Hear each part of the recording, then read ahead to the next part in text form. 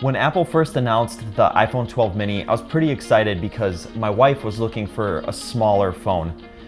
But then I thought, why don't I give it a try? I'm gonna give you my perspective of the iPhone 12 mini as somebody who's coming from an iPhone 10. So here's my review of the iPhone 12 mini.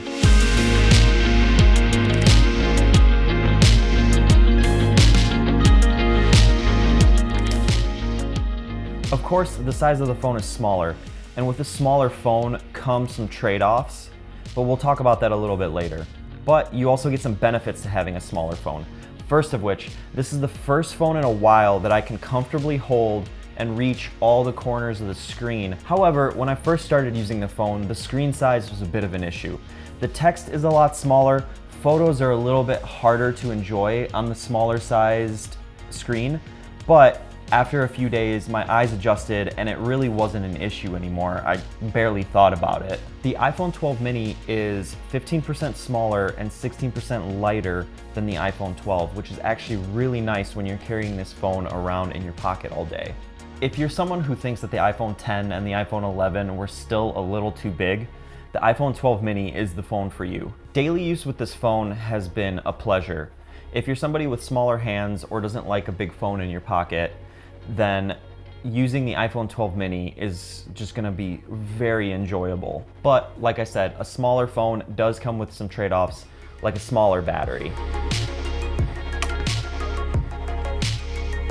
The iPhone 12 mini battery is okay. And coming from the iPhone 10, I actually really didn't notice much of a difference in battery life. I think a lot of that has to do with the OLED screen and just how efficient the A14 processor is in the iPhone 12 mini. I would actually recommend running your phone in dark mode since the OLED panel will use less battery by having to illuminate fewer pixels. The only time I would be concerned about battery life on this phone is if you're out in the city running errands, not in your car, or you just aren't charging your phone and you're using 5G, because 5G is quite a big battery hog. So let's talk about 5G for a sec.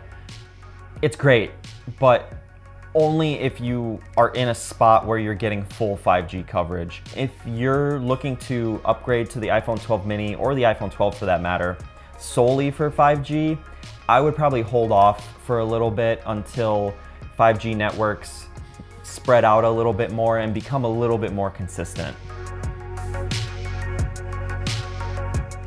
Other than the size of the phone, the biggest reason I wanted to upgrade was for the camera. Overall, photos and video look a lot better with more realistic colors.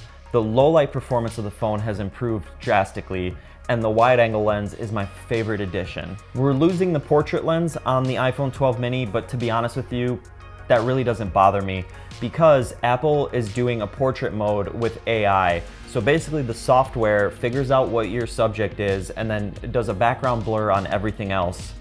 The results are pretty good, but they're not perfect. Sometimes you'll get weird edges, sometimes you'll get things that are out of focus that should be in focus, but overall it works really well. The video out of the iPhone 12 mini is amazing. It shoots 4K at up to 60 frames a second, and it does slow-mo at 1080p up to 240 frames a second, which gives you a really cool result when you're filming fast-moving subjects or sports or anything like that. The camera upgrade on the iPhone 12 mini over the iPhone 10 has made it definitely worth the money to upgrading to this phone. If you're somebody who lives in your phone, the iPhone 12 mini might not be for you. If you're somebody coming from an iPhone 8, an iPhone SE, or an iPhone 10, and you think that those phones are just slightly too big for you, the 12 mini is perfect. If I was coming from an iPhone 10 and I like the size of it, I probably would give this a 6 out of 10 because it's a great phone, it has a great camera, but the screen's slightly smaller and the battery life is not as good. However, if I'm coming from an iPhone 10 and I don't like the size of it, I want something smaller, I would give this an 8 out of 10 easily. For me personally, I'm gonna kind of split the middle and give this a 7 out of 10. When I first started using it, I did feel like the screen was slightly too small, even though after a few days I got used to it and I really don't notice it anymore. The battery life on this phone is decent, but not great.